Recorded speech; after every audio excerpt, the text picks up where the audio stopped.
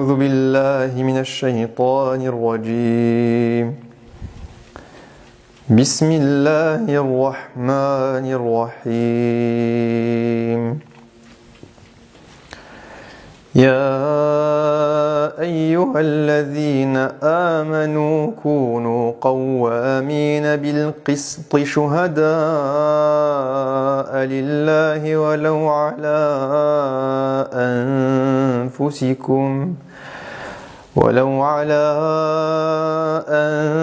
أنفسكم أو الوالدين والأقربين إن يكن غنيا أو فقيرا فالله أولى بهما فلا تتبعوا الهوى أن تعدلوا وإن تلووا أو تعرضوا فإن الله كان بما تعملون خبيرا. Alhamdulillah, wassalatu wassalamu ala rasulillah wa ala alihi wa sahbihi wa man wala. Aujourd'hui, nous sommes avec le verset 135 de Sourate An-Nisa. Ce verset nous donne une qualité indispensable, une qualité incontournable du croyant, des personnes qui ont déclaré leur foi en Allah subhanahu wa ta'ala. Ce verset nous appelle et il dit « Ya ayyuhalladhina amanu » Dieu nous parle. Il parle à ceux qui ont déclaré qu'ils avaient la foi en lui, subhanahu wa ta'ala. Et il leur donne une consigne.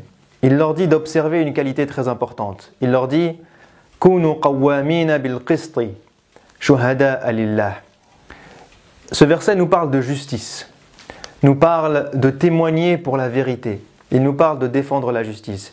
Il dit « Qawwamina bil qist » Al-Qist, c'est effectivement la justice. Mais Dieu ne nous dit pas juste dans ce verset d'être juste ou d'observer la justice. Il nous dit d'être qawwamin. Al-Qawwam, c'est quelqu'un qui est responsable, quelqu'un qui défend, quelqu'un qui protège, quelqu'un qui porte sur ses épaules. Dieu nous dit, en d'autres termes, soyez des défenseurs de la justice. Soyez des ambassadeurs de la justice, des ambassadeurs de la vérité. Levez-vous pour la justice. Si vous voyez une injustice quelque part dans le monde, si vous voyez une injustice autour de vous, si vous voyez quelqu'un défendre le mensonge autour de vous, alors levez-vous. Levez-vous non pas parce que c'est votre proche, non pas pour vos intérêts personnels, levez-vous pour Dieu. Shuhada lillah. Vous êtes des témoins pour Dieu, subhanahu wa ta'ala. Vous ne le faites pas par intérêt. Vous ne le faites pas pour en gagner un certain bénéfice. Vous ne le faites pas parce que ce sont des relations. Vous le faites pour Dieu. Et vous le faites pour Dieu, c'est-à-dire que vous le faites pour la justice en elle-même, pour cette valeur que Dieu vous a demandé de défendre en son nom, subhanahu wa ta'ala. Donc, ce verset est très important parce qu'il ancre en nous une qualité fondamentale du croyant.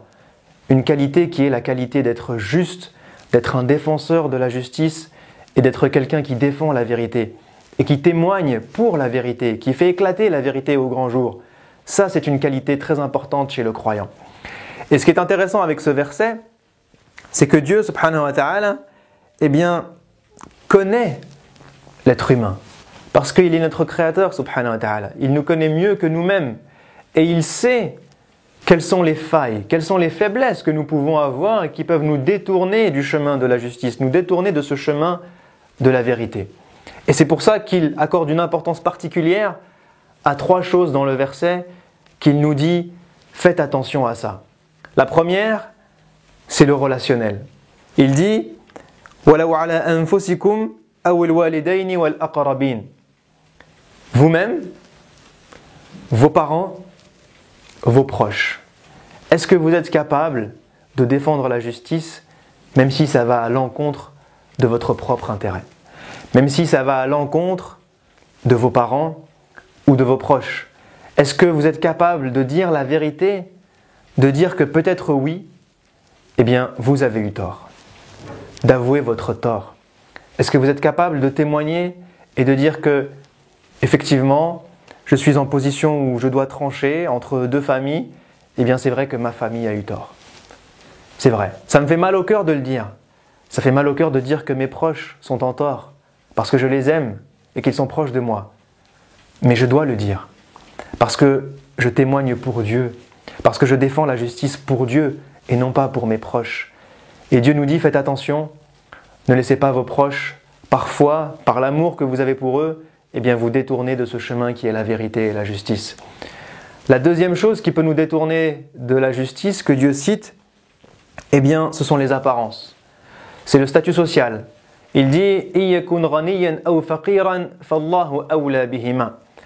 la personne pour qui ou contre qui vous témoignez, eh bien que cette personne soit riche ou qu'elle soit pauvre, eh bien ne jugez pas en fonction de leurs apparences. Pourquoi ? Parce que Dieu est le seul à savoir ce qu'ils ont réellement en leur fort intérieur. Dieu est le seul à savoir réellement si ce sont des bonnes personnes ou des mauvaises personnes. Et parfois, les gens généralisent. Parfois, on est capable de juger quelqu'un pour son apparence. Lorsqu'on voit une personne qui est modeste, qui est pauvre, qui est dans le besoin, eh bien certaines personnes vont être prises de compassion et vont dire il est dans le besoin, il va mal, alors on ne va pas le juger, on ne va pas le juger pour ça, ou alors c'est pas possible. Et d'autres vont faire l'inverse. C'est un pauvre, il a faim, c'est normal que ce soit lui qui ait volé. Ou à l'encontre des riches, de la même manière, certains vont croire que toutes les personnes qui ont un certain statut social, qui sont riches ou qui ont du pouvoir sont des pourris. Ce sont tous des pourris, ce sont tous des mauvais. Et tout de suite, une personne riche sera forcément une personne coupable, sera forcément une personne en qui nous n'aurons pas confiance. Ou alors l'inverse, il est riche, alors il est respectable. Il a du pouvoir, alors il est respectable. Eh bien Dieu nous dit, faites attention à ça. Ne jugez jamais en fonction des apparences. Car vous n'êtes pas maître des cœurs, vous ne savez pas ce qu'ils ont à l'intérieur d'eux. Vous devez juger, vous devez témoigner uniquement pour la vérité et pour la justice. Ne vous laissez pas influencer par les apparences. Et la troisième chose que Dieu cite, c'est al-hawa.